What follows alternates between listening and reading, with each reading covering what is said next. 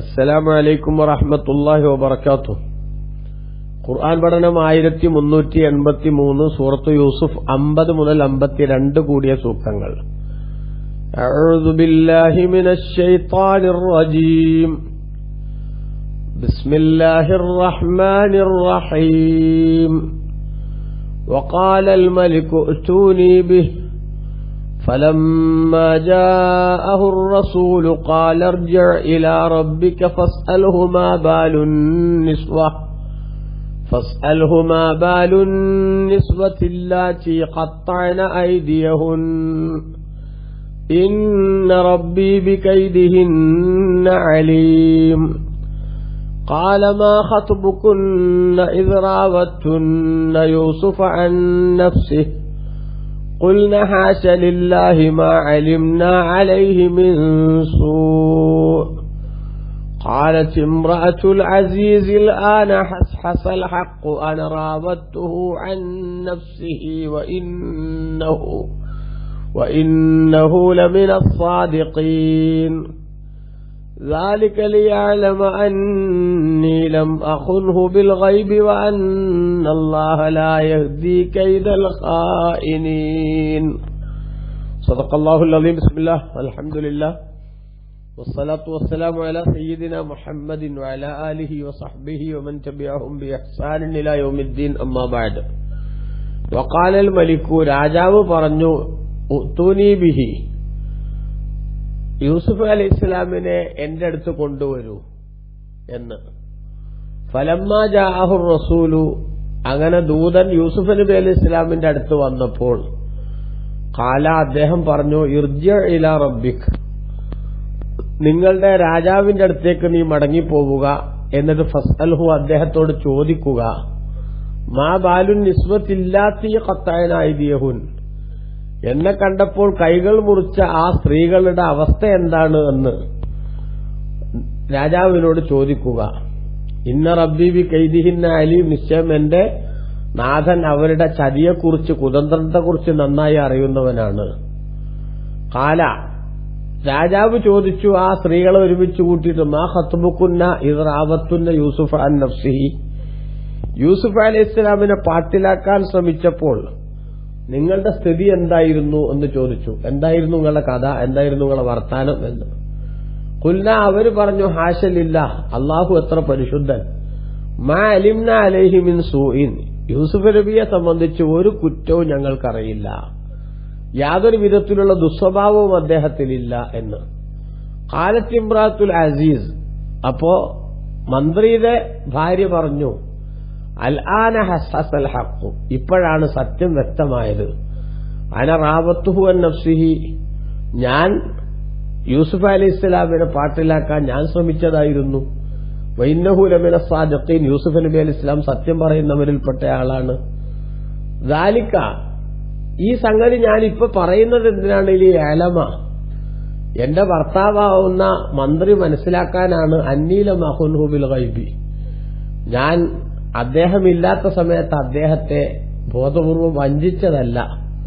വഅന്നല്ലാഹ ലാ യഹ്ദി കൈദൽ ഖായിനീൻ, വഞ്ചകന്മാരെ അള്ളാഹു സന്മാർഗത്തിലാക്കുകയുമില്ല എന്ന് അദ്ദേഹം അറിയാനാണ് എന്ന് സുലൈഖ പറഞ്ഞു എന്നാണ് ഒരു അർത്ഥം. മറ്റൊരർത്ഥം ഇവിടെയുള്ളത് ദാലിക ലിയഅലമ അന്നീ ലം അഖുൻഹു ബിൽ ഗൈബി എന്ന് പറയുന്നത് യൂസുഫ് നബി അലൈഹി ഇസ്ലാമിന്റെ വാക്കാണ്.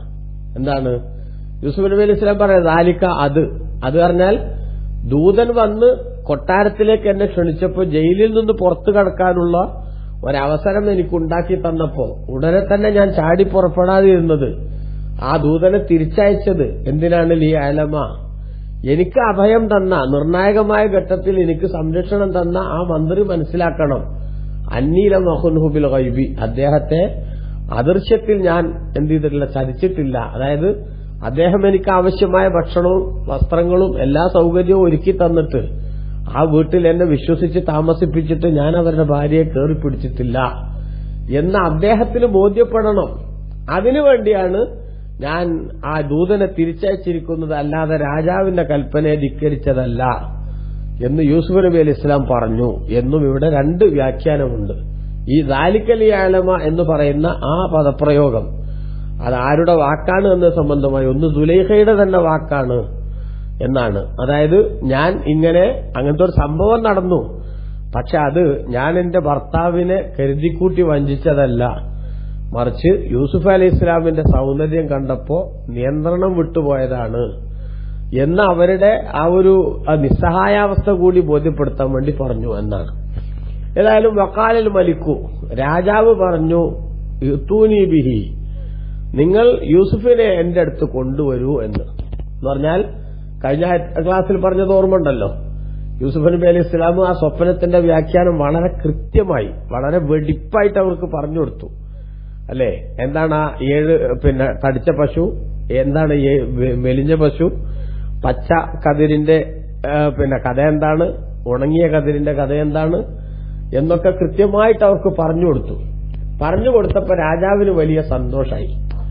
അങ്ങനെ ആ സന്തോഷത്തിൽ രാജാവ് എന്ത് ചെയ്തു, അദ്ദേഹത്തിന് അഥവാ യൂസുഫ് നബി അലൈഹി ഇസ്ലാമിന് നല്ല സാമ്പത്തിക ശാസ്ത്രത്തിൽ ഗ്രാഹ്യമുണ്ട്, അതുകൊണ്ട് തന്നെ നമ്മുടെ നാട്ടിന് അദ്ദേഹത്തിന്റെ സേവനം അനിവാര്യമാണ്, ആവശ്യമാണ്. അതുകൊണ്ട് ജയിലിൽ നിന്ന് അദ്ദേഹത്തെ പുറത്തു കൊണ്ടുവരാൻ വേണ്ടി രാജാവ് പറഞ്ഞു. അതാണ് ഇവിടെ പറയുന്നത്. വഖാലൽ മലിക്കു, രാജാവ് പറഞ്ഞു, യുത്തൂനി ബിഹി, ആ യൂസുഫിനെ നിങ്ങൾ എനിക്ക് കൊണ്ടുവന്ന് തരൂ, അഥവാ ജയിലിൽ നിന്നും അദ്ദേഹത്തെ റിലീസാക്കൂ എന്നർത്ഥം.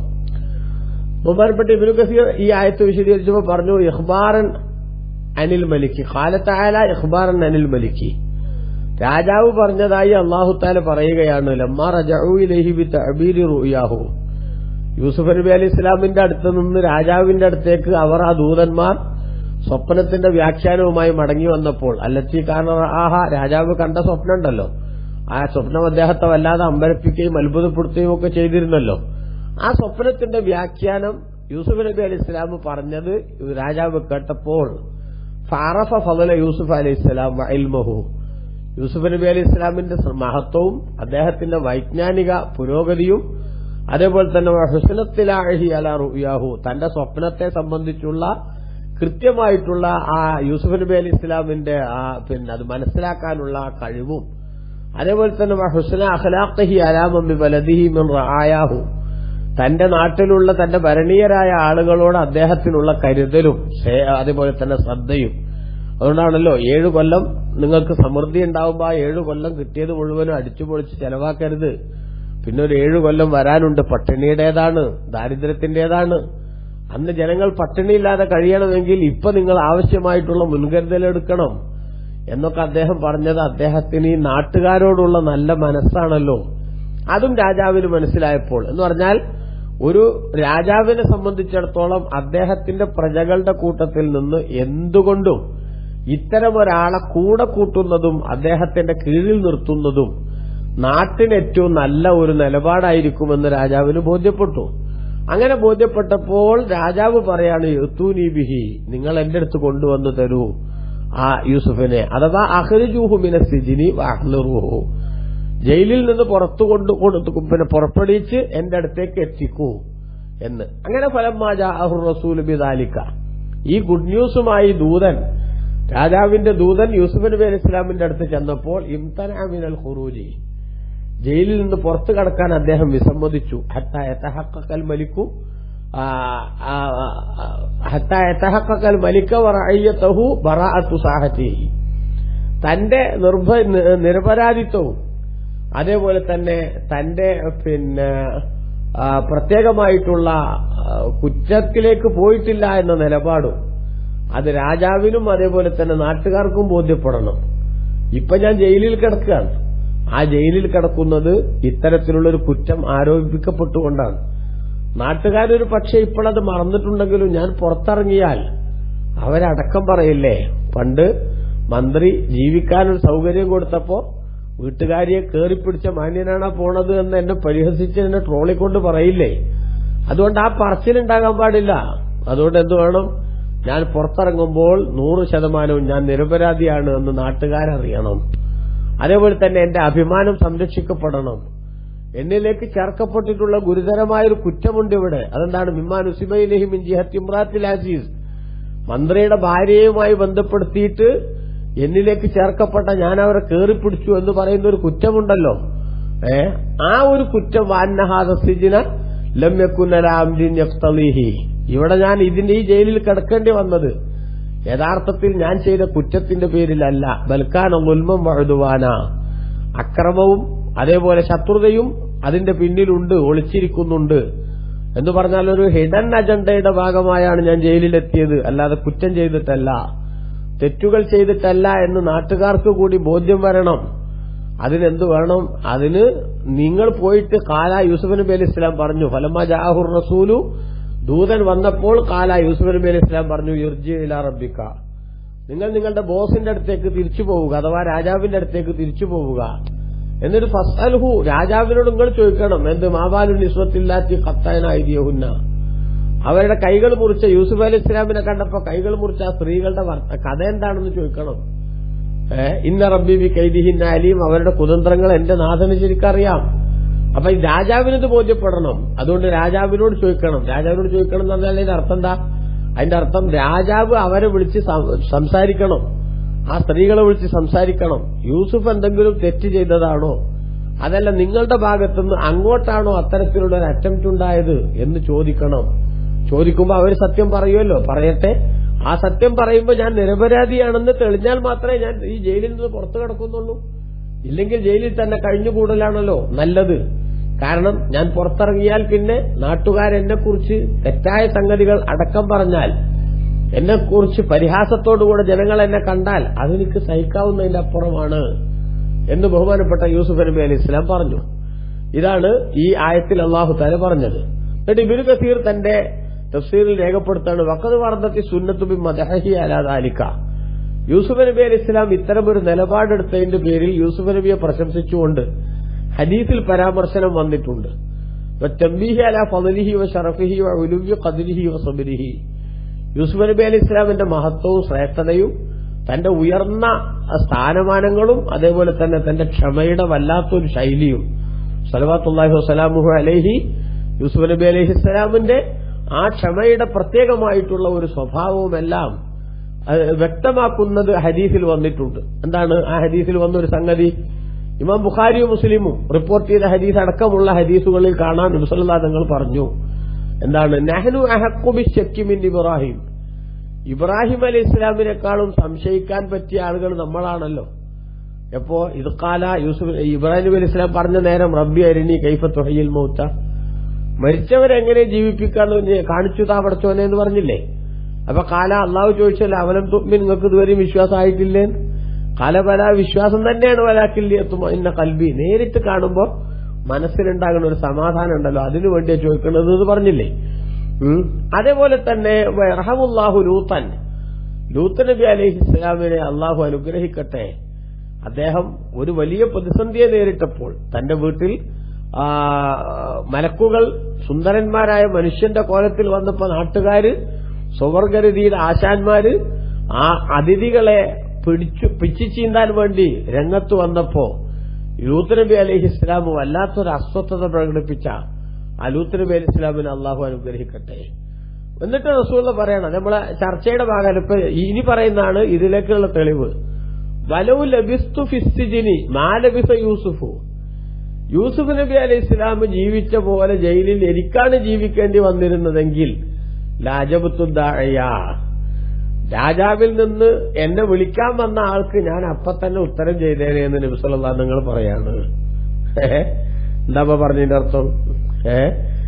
യൂസുഫ് നബി അലൈഹി ഇസ്ലാമിനെ ജയിലിലേക്ക് രാജാവ് നിങ്ങളെ ജയിലിൽ നിന്ന് ഇറക്കിയിട്ട് റിലീസാക്കി കൊണ്ടെല്ലാം പറഞ്ഞിട്ടുണ്ട് എന്ന് പറയുമ്പോ ജയിലിൽ കുറെ കൊല്ലം കടന്ന യൂസുഫ് നബി അലൈഹി ഇസ്ലാം എത്രയും പെട്ടെന്ന് പുറത്തിറങ്ങിയില്ലല്ലോ. മറിച്ച് ഇനി എന്റെ നിരപരാധിത്വം തെളിഞ്ഞോ അല്ലേ എന്ന് ബോധ്യപ്പെട്ടാലേ പുറത്തിറങ്ങൂന്ന് പറഞ്ഞില്ലേ? അത് അവിടുത്തെ വലിയ ക്ഷമയുടെ അതേപോലെ തന്നെ പ്രത്യേകമായിട്ടുള്ള ഒരു കരുതലിന്റെ ഭാഗമാണ്. എനിക്കായിരുന്നു അത്തരം ഒരു അവസ്ഥ വന്നിരുന്നതെങ്കിൽ ലാസ്റായത്തുൽ ഇജാബത്ത ഒമബ്തഗൈത്തുൽ ഉസ്റ, എന്നെ തെറ്റിദ്ധരിച്ച് ആളുകൾ തെറ്റിദ്ധരിക്കുക എന്തെങ്കിലും ചെയ്തോട്ടെ, അതെനിക്ക് പ്രശ്നമല്ല, ഞാൻ കുറ്റം ചെയ്തിട്ടില്ലെന്ന് എനിക്ക് എന്നെ കുറിച്ച് അറിയാലോ, അതുകൊണ്ട് എത്രയും പെട്ടെന്ന് ജയിലിൽ നിന്ന് ഞാൻ പുറത്തിറങ്ങുമായിരുന്നു എന്ന് നബി സല്ലല്ലാഹു അലൈഹി വസല്ലം തങ്ങൾ പറഞ്ഞു എന്ന് ഹദീസിൽ വന്നിട്ടുണ്ട്. ഇമാം അഹ്മദ് റളിയല്ലാഹു അൻഹു റിപ്പോർട്ട് ഹദീസും ഇവിടെ ഇബ്നു ഹജർ തങ്ങൾ ഉദ്ധരിക്കുന്നുണ്ട്. അപ്പോ നബി സല്ലല്ലാഹു അലൈഹി വസല്ലം തങ്ങൾ യൂസുഫ് നബി അലൈഹി ഇസ്ലാമിന്റെ അവധാനതയോടുകൂടെ തന്റെ നിരപരാധിത്വം തെളിഞ്ഞതിനു ശേഷം ഇറങ്ങിയാൽ മതി ജയിലിൽ നിന്ന്. അല്ലെങ്കിൽ നാട്ടുകാരെന്താവും, ഞാൻ നേരത്തെ എന്തോ കുറ്റം ചെയ്ത ആള് തന്നെയാണ്, ഇപ്പൊ ഇങ്ങനെ സ്വപ്നത്തിന്റെ വ്യാഖ്യാനം പറഞ്ഞതിന്റെ ബലത്തിൽ എന്ത് ചെയ്തതാണ്, ചുളിവില് രക്ഷപ്പെട്ടതാണ് എന്ന് എന്നെ കുറിച്ച് അടക്കം പറയില്ലേ? അത് വരാൻ പാടില്ല. എന്റെ ഭാവിയിൽ ഒരു ഇതിനെക്കുറിച്ച് ഇതിന്റെ പേരിൽ ഒരു സംശയത്തിന്റെ ഒരു നോട്ടം പോലും, ദുശ്ചിന്തയോടുകൂടെ എന്നെക്കുറിച്ചുള്ള ഒരു പരിഹാസത്തിന്റെ ഒരു ചലനം പോലും എനിക്കു നേരെ വരാൻ പാടില്ല എന്ന് ചിന്തിച്ചുകൊണ്ട്, അല്ല അതിന് മാറ്റം ഉണ്ടാവണില്ലെങ്കിൽ ജയിലിൽ തന്നെ കഴിഞ്ഞുകൂടും, പുറത്തിറങ്ങില്ല എന്ന യൂസുഫ് നബി അലൈഹി ഇസ്ലാമിന്റെ നിലപാട് അങ്ങേയറ്റം പ്രശംസനീയമാണ് എന്നാണ് പറഞ്ഞതിന്റെ ചുരുക്കം. അപ്പൊ യൂസുഫ് നബി അലൈഹി ഇസ്ലാം ഇങ്ങനൊരു നിലപാട് പറഞ്ഞപ്പോ, അതായത് ആ സ്ത്രീകളോട് ചോദിക്കണം എന്തിനാണ് കൈ മുറിച്ചത്, യൂസുഫ് എന്തെങ്കിലും തെറ്റ് ചെയ്തിട്ടുണ്ടോ, അതല്ല നിങ്ങൾ അങ്ങോട്ടാണോ നിങ്ങളുടെ ഭാഗത്താണോ ഒരു അറ്റംപ്റ്റ് ഉണ്ടായത് എന്ന് ചോദിക്കണം എന്നാണല്ലോ അപ്പൊ യൂസുഫ് നബി അലൈഹി ഇസ്ലാം പറഞ്ഞതിന്റെ ചുരുക്കം. അപ്പൊ ബഹുമാനപ്പെട്ട രാജാവ് എന്ത് ചെയ്തു, രാജാവ് റയ്യാൻ ഇബ്നു വലീദ് എന്നവർ സ്ത്രീകളെ വിളിച്ചു വരുത്തി. എന്നിട്ട് രാജാവ് ചോദിച്ചു, മാ ഖത്ബുകുന്ന, എന്താണ് നിങ്ങളെ വർത്തമാനം? ഇത് റാവത്തുന്ന യൂസുഫ് അൻ നഫ്സിഹി, യൂസുഫ് നബി അലൈഹിസ്സലാമിനെ പാട്ടിലാക്കാൻ നിങ്ങളുടെ ഭാഗത്തുനിന്ന് ശ്രമമുണ്ടായപ്പോൾ എന്തായിരുന്നു നിങ്ങളുടെ സ്ഥിതി? യൂസുഫ് നബി അലൈഹി ഇസ്ലാമിനെ വശീകരിക്കാൻ നിങ്ങൾ ശ്രമിച്ചപ്പോൾ എന്തായിരുന്നു നിങ്ങളുടെ അവസ്ഥ അല്ലെങ്കിൽ സ്ഥിതി എന്ന് ചോദിച്ചു. അതായത് യൂസുഫ് നബി അലൈഹി ഇസ്ലാം തെറ്റു വല്ലതും ചെയ്തിട്ടാണോ, അദ്ദേഹത്തിന്റെ ഭാഗത്ത് ഇങ്ങോട്ടാണോ ഒരു നിങ്ങൾക്ക് നേരെയാണോ ഒരു അറ്റാക്ക് ഉണ്ടായത്, അതല്ല നിങ്ങൾ അദ്ദേഹത്തെ അറ്റാക്ക് ചെയ്യുന്ന ശൈലിയാണോ ഉണ്ടായത് എന്ന് അറിയാനാണ് ചോദ്യം.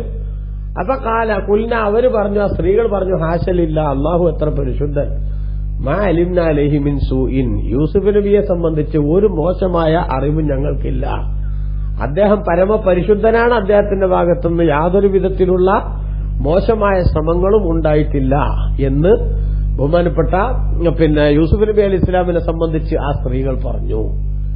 ആ സ്ത്രീകൾ പറയുമ്പോൾ വാസ്തവത്തിൽ അവിടെ യഥാർത്ഥത്തിൽ ആ സ്ത്രീകളെയല്ല ടാർഗറ്റ് ചെയ്യണത്, ഈ ചോദ്യം കൊണ്ട് അവരെയല്ല ടാർഗറ്റ് ചെയ്യണത്, മറിച്ച് ആരെയാ, അസീസിന്റെ അഥവാ മന്ത്രിയുടെ ഭാര്യയെയാണ്. കാരണം എന്താ, കേറിപ്പിടിക്കൽ അവരല്ലേ ചെയ്തിട്ടുള്ളൂ.